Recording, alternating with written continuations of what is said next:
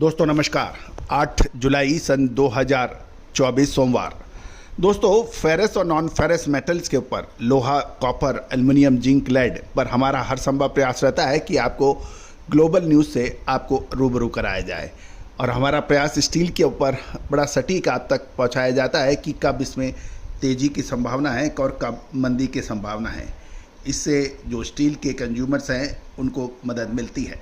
दोस्तों आप भी हमारे मेटल संबंधी अपडेट, ग्लोबल अपडेट चाहते हैं तो उसके लिए आप संपर्क कर सकते हैं।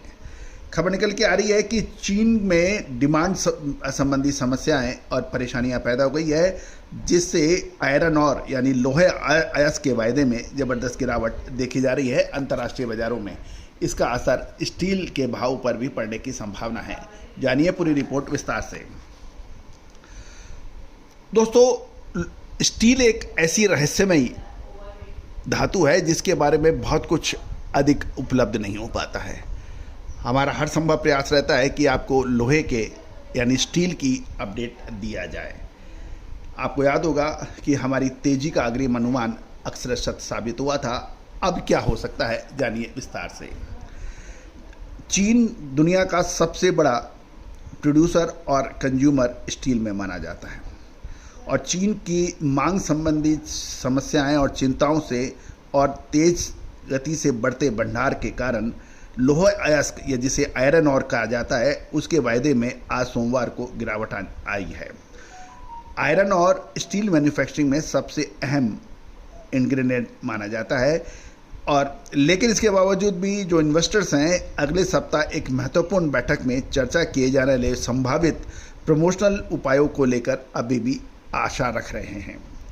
आज सुबह 7:15 तक इंडियन स्टैंडर्ड टाइम तक चीन के जो डलियन कमोडिटी एक्सचेंज है जिसे डीसीई कहते हैं, सबसे अधिक कारोबार करने वाला सितंबर लोहा अयस्क अनुबंध 1.2% गिरकर 844 युआन जो डॉलर में कैलकुलेट करें तो $116.11 प्रति मैट्रिक टन हो गया है, जो पिछले सप्ताह 4.2% बढ़त के साथ था। पिछले सप्ताह तक इसमें 4.25% की तेजी थी, लेकिन सोमवार को भिड़ते ही शुरुआत में ही 1.2% गिर गया है।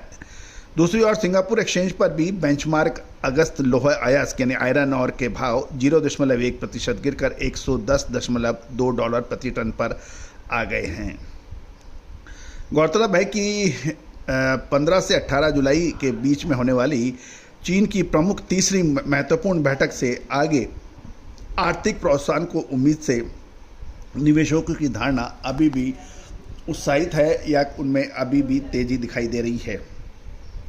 गौरतलब है कि चीन के संपत्ति बाजार यानी रियल एस्टेट बाजार को बढ़ावा देने के जो चीन के सरकारी उपाय थे उसने परिणाम दिखाना शुरू भी किया है, लेकिन सुधार की स्थिति के बारे में संदेह के कारण कीमतों पर दबाव बना हुआ है।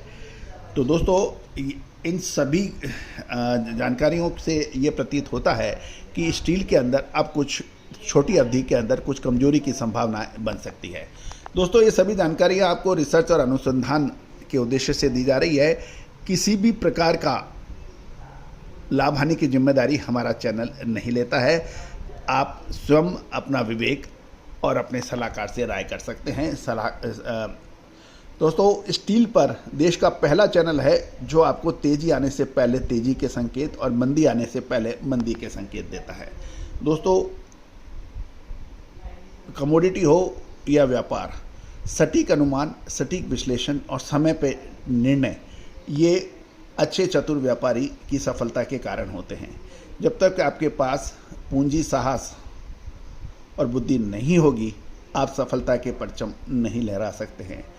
आपके पास पूंजी है लेकिन साहस नहीं है, बुद्धि नहीं है, आप कुछ नहीं कर सकते। जिस व्यापारी के पास बुद्धि है, साहस है, पूंजी है, तीनों का अद्भुत कॉम्बिनेशन है, उसको बढ़ने से कोई नहीं रोक सकता। तो दोस्तों हमारा प्रयास यही रहता है कि आपको हर महत्वपूर्ण खबर से रूबरू कराया जाए, हर महत्वपूर्ण विश्लेषण आप तक पहुंचाया जाए। आप चाहें तो आप हमसे हमारी विशेष रिसर्च रिपोर्ट साझा कर सकते हैं मामूली सहयोग राशि अदा करके। All the very best, good luck, happy trading.